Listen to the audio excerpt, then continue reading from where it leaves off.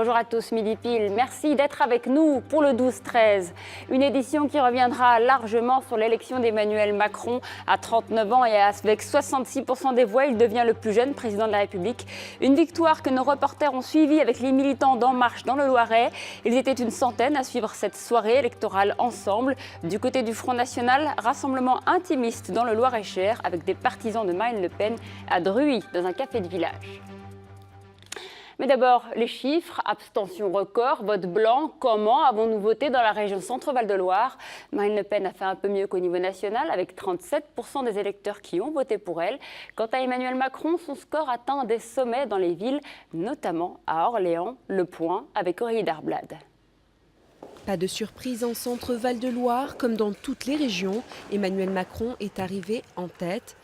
C'est en Indre-et-Loire que le candidat En Marche obtient son meilleur score avec plus de 69% des voix.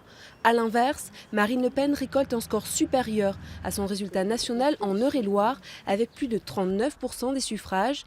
Si Marine Le Pen récupère des voix dans les campagnes, les grandes villes de la région ont plébiscité le candidat En Marche. Orléans sort du lot avec plus de 79% des voix pour le nouveau président. À noter le score du Front National à Romorantin dans le Loir-et-Cher. Marine Le Pen frôle les 40%, son meilleur score dans une grande ville de la région.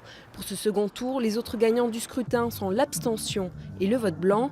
Plus de 23% des inscrits en Centre-Val de Loire se sont abstenus, contre 25% au niveau national.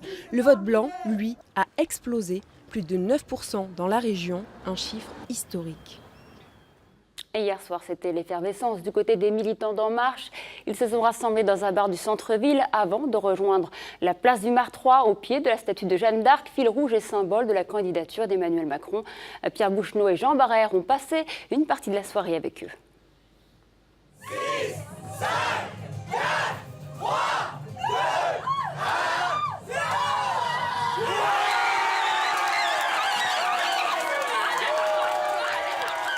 Et c'est évidemment l'euphorie pour les adhérents d'En Marche réunis dans ce bar du centre-ville d'Orléans. Vraiment, alors là, on ne peut pas être plus heureux. C'est génial, c'est l'accomplissement d'une campagne qui a été longue, dure, palpitante, vraiment intense et c'est génial. Franchement, là voilà, c'est génial. Super travail, super bien fait, super confiance. Et enfin, je suis content, voilà, pour mes enfants, pour tout ce qu'on a tout accompli avec notre travail politique depuis des années se concrétise ce soir. Mais un enthousiasme rapidement mêlé de gravité et même d'inquiétude. Contente, mais mitigée en même temps, avec un score du Front National qui n'est pas à se féliciter. Donc maintenant, j'attends de savoir le nombre de voix vraiment, parce qu'il y a une abstention qui est plus importante. Donc savoir combien de voix en plus elle a pu récupérer. Ce n'est qu'une victoire. Il y a les législatives qui suivent derrière. Elles sont très importantes. Et aussi les défis qu'attendent Macron pour les 5 ans sont extrêmement importants dans ces défis, parce qu'on va attendre beaucoup de lui. Parce que s'il ne réalise pas ce qu'il faut faire, on a Marine Le Pen dans 5 ans. Et le patron d'En Marche pour le Loiret, le référent et probable candidat aux législatives sur la 2e circonscription face au sortant Serge Grouard, d'entamer ainsi sa campagne. Un président, c'est toujours le président de tous les Français. Et donc on leur parlera, on essaiera aussi de continuer à convaincre autour de notre projet, parce que la campagne n'a pas forcément porté une visibilité parfaite ou extrême sur ce qu'on proposait. Et beaucoup de caricatures ont circulé et je crois qu'on peut faire adhérer encore plus. Mais naturellement, c'est le président de tous les Français, et pas seulement de ceux qui ont voté pour lui au second tour, mais aussi de ceux qui n'ont pas voté pour lui, qui se sont abstenus, qui ont voté même pour Marine Le Pen. Il faut prendre en compte toutes ces voix-là pour faire la France de demain. Le traditionnel cortège de la victoire jusqu'à la place du Martroi montrera bien les difficultés à venir. 150 adhérents d'En Marche autour de Jeanne d'Arc et de leur chef, sans qu'aucun autre Orléanais ne se joigne à la fête. Et notre premier invité ce midi est Loïc Kervran, référent d'En Marche dans le Cher. Il est avec nous depuis Bourges. Merci d'être avec nous en direct. Comment avez-vous vécu cette victoire ? Merci à vous. On a vécu cette victoire d'abord avec beaucoup de joie, parce qu'on a porté ce mouvement qui n'existait pas il y a 1 an, avec beaucoup de sincérité, avec beaucoup d'investissement. Et donc c'était d'abord de la joie qu'il faut reconnaître, et puis aussi un sentiment de responsabilité très important, parce que derrière, comme vous l'évoquiez, il y a les législatives qui arrivent, et puis il y a surtout cette formidable responsabilité de changer la France pendant les 5 années qui viennent, pour que dans 5 ans, le score du Front National soit moins élevé que ce qu'il a été hier. Alors justement, sur les législatives, comment est-ce que vous vous projetez sur cette élection d'après qui va être très importante pour votre mouvement ?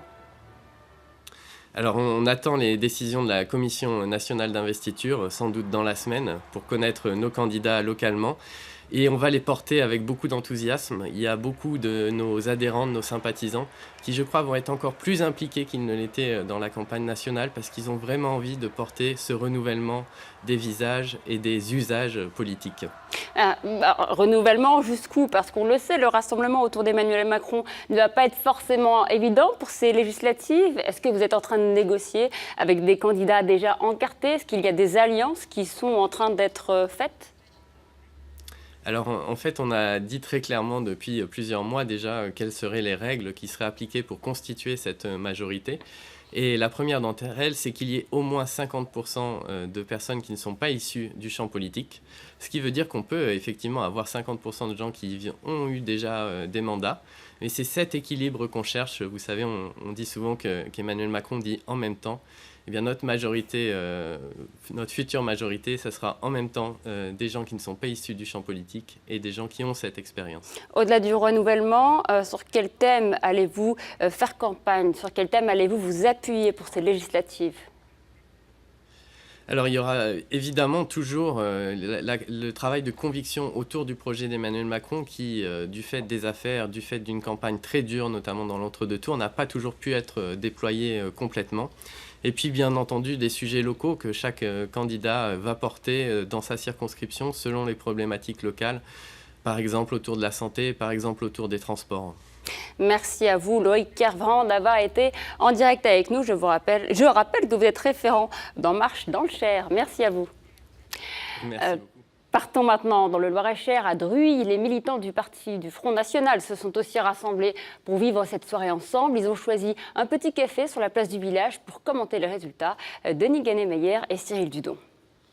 C'est dans cette petite commune du sud du département où Marine Le Pen était arrivée en tête au premier tour que Véronique Péan, la secrétaire départementale du FN Indre-et-Loire, avait convoqué dans une salle à l'arrière d'un café quelques militants.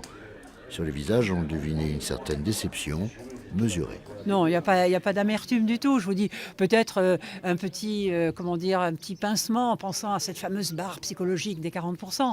Mais en fait, la seule barre psychologique qui me paraît significative, c'est les 10 millions d'électeurs. Un score qui n'a jamais été atteint et qui est la promesse d'un renouveau réel. Pour la patronne du FN dans le département, on se félicite toutefois du résultat, mais aussi du signe fort d'une France qui serait en train de tourner une page de son histoire politique et où le FN deviendrait pour elle le premier parti d'opposition.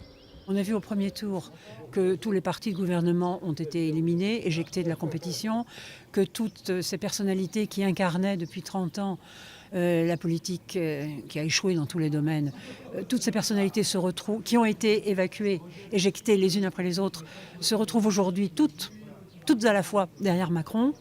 Et de ce fait, je constate un renouvellement complet du paysage politique français. Et dans ce paysage politique français, les patriotes constituent la principale force d'opposition. Très vite, elle retournera en toute discrétion près d'une trentaine de militants. Désormais, l'objectif, c'est les législatives. Et on retrouve notre deuxième invité aujourd'hui pour aller plus loin, Michel Chassier. Bonjour Michel Chassier, merci d'être avec nous. Bonjour. Vous êtes conseiller régional du Front National dans le Loir-et-Cher et secrétaire départemental du parti. Alors Marine Le Pen en dessous des 40%, est-ce que vous avez l'impression d'avoir perdu un pari ? C'est vrai qu'il y a une petite déception. Nous pouvions espérer un résultat meilleur. Et il est vrai que la deuxième semaine de campagne a vu se reformer contre nous cette unanimité à la fois des médias et de tous les faiseurs d'opinion. Donc on a fait peur un petit peu aux Français qui ont manqué d'audace, je crois. Ils ont manqué d'audace, ils n'ont pas choisi le changement, mais la continuité, parce qu'au-delà d'un renouvellement du visage seulement du président de la République, on voit bien que nous sommes dans une continuité sur les politiques qui ont été menées depuis 30 ans et dont M. Macron lui-même dit qu'elles ont échoué. Donc ça va être difficile. Le débat d'entre-deux tours a peut-être aussi joué la campagne qui a été faite par les uns et les autres. Quelles leçons vous tirez de cette élection ? Le débat a pu jouer, je crois, plus en termes d'image. Peut-être Marine Le Pen s'est-elle adressée plus, ou du moins on a eu l'impression qu'elle s'est adressée plus à ses électeurs, à ses partisans, qu'aux indécis, qu'elle aurait pu chercher à convaincre. Bien que sur le fond, sur beaucoup des sujets abordés, c'est elle qui avait raison, malheureusement, mais elle n'a pas pu le démontrer, elle n'a pas pu convaincre. Mais je crois que nous allons continuer. La période qui s'ouvre devant nous avec les élections législatives va montrer, bien au contraire, que la contradiction est du côté d'Emmanuel Macron et des partis qui l'ont soutenu dans cette élection et qui maintenant vont se retrouver concurrents dans l'élection législative. Alors justement, parlons d'avenir du Front National. On sait qu'il va sans doute changer de nom. Allez-vous changer de stratégie? Est-ce que ça va être suffisant? Mais je pense que ça, c'est un deuxième temps. La première échéance, c'est les élections législatives. Le Congrès, pour envisager une évolution, une transformation du Front National, et tous les 3 ans, c'était prévu déjà. La date, c'est fin 2017, il aura lieu. Mais je crois que dans un premier temps, nous devons concentrer tous nos efforts sur les élections législatives. Vous avez des objectifs en termes de sièges? Au niveau national, évidemment, l'objectif, c'est de constituer un groupe. Je pense que c'est très largement réalisable. Il faut le groupe le plus nombreux possible pour être entendu, parce qu'on voit bien, nous avons un groupe au Parlement européen qui travaille, mais au Parlement européen, on n'a pas l'écho que peut avoir le Parlement national. Malheureusement d'ailleurs, on ne sait pas ce qui se passe toujours à l'Europe et on aura beaucoup plus d'écho au niveau national. Merci à vous, Michel Chastier, d'avoir été en direct avec nous. La victoire d'Emmanuel Macron a été largement commentée sur les réseaux sociaux. C'est le thème de notre Minute Web. Bonjour Fabienne Marcel. Les personnalités de la région se sont exprimées sur le résultat avec les législatives en ligne de mire.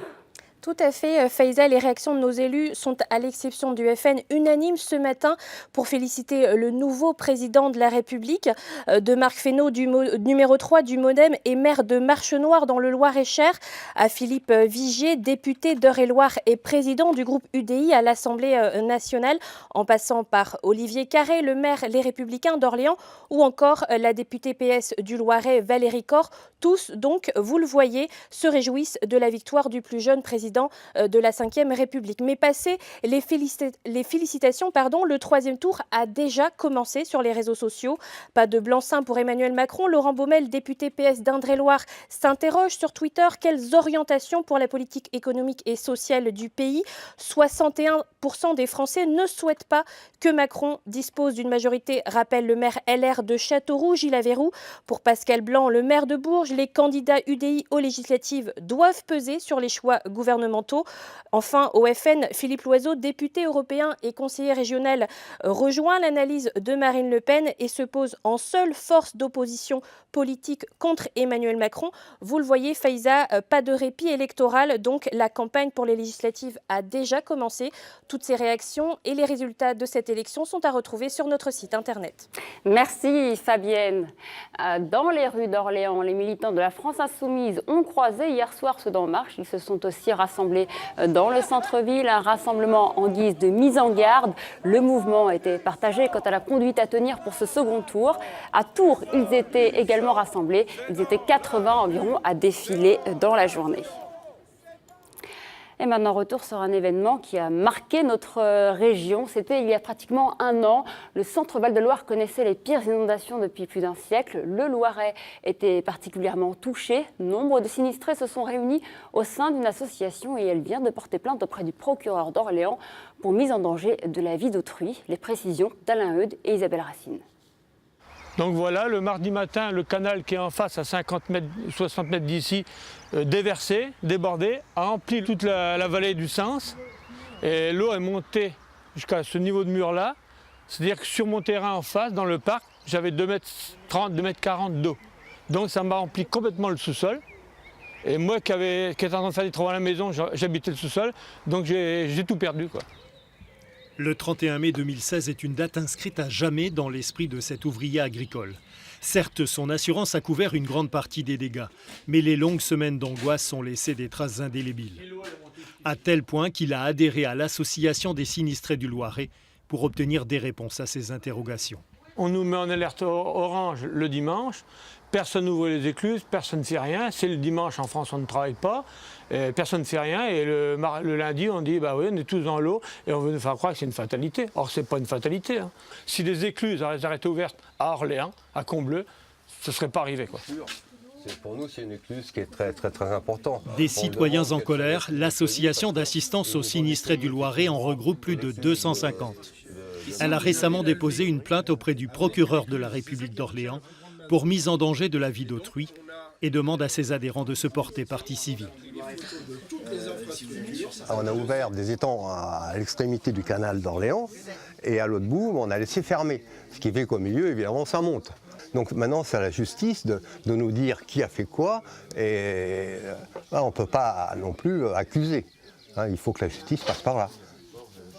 Mais ces gens-là doivent être, pour moi, punis. Un sentiment partagé par de très nombreux sinistrés, toujours à la recherche d'explications, quasiment un an après le choc des inondations. La foire de Tours se poursuit jusqu'au 14 mai prochain. Nouveauté cette année, vous y trouverez des médiateurs. Leur présence doit permettre d'éviter les conflits entre acheteurs et vendeurs, car sur les foires, on ne peut pas se rétracter sur son achat. Les explications de Denis Gannemeyer et Cyril Dudon. Il y a pendant une dizaine de jours des milliers de ventes, des ventes à des prix intéressants. C'est le but. Oui, mais voilà. Une fois que c'est signé sur une foire, il est pratiquement impossible de se rétracter, sauf si l'on passe par un crédit. Mauvaise qualité du produit, défaut caché, achat compulsif, trop tard. Alors vous pouvez faire appel à des médiateurs pour gérer des conflits parfois tendus. C'est simplement que dans le cadre de la loi de la consommation en général, on a la possibilité pendant 8 jours de se rétracter. Mais dans le cadre des foires, ceci n'existe plus. Et donc l'achat est ferme et définitif. Et c'est ce qui change dans l'esprit des gens, ils ne le savent pas toujours. Ils croient toujours qu'ils peuvent revenir, mais en fait ils ne peuvent plus revenir. C'est ce qui peut créer éventuellement un litige. Et pourtant, les chèques s'envolent, les cartes de paiement s'échauffent et les vendeurs affûtés aux techniques de vente sur place redoublent de zèle. Mais le consommateur ignore souvent cette réglementation spécifique. C'est officiel ce que vous me dites là? Ah oui? Bon, ben, c'est pour savoir. Pour le reste. Ah non, ça je ne le savais pas, du tout. Ça change quelque chose? Bah oui, si on n'est pas content du produit, oui. Parce que après, il faut le ramener. Ici, dans le cadre de la foire, c'est un changement d'attitude entre l'exposant et le visiteur pour que les choses se passent le mieux possible.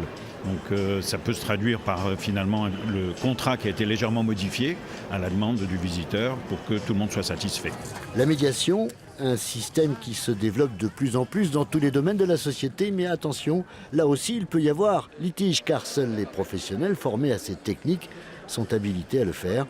L'important est de garder son calme. Avant de se quitter, je vous rappelle la principale information de ce journal. La victoire d'Emmanuel Macron fêtée par ses partisans à Orléans. Ils étaient une centaine à s'être rassemblés dans le centre-ville. On écoute l'un des militants d'En Marche. Ce n'est qu'une victoire. Il y a les législatives qui suivent derrière. Elles sont très importantes. Et aussi les défis qu'attendent Macron pour les 5 ans sont extrêmement importants dans ces défis. Parce qu'on va attendre beaucoup de lui.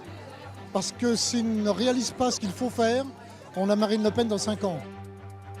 C'est la fin de ce journal. Merci pour votre fidélité à suivre l'édition nationale. Très belle journée à tous.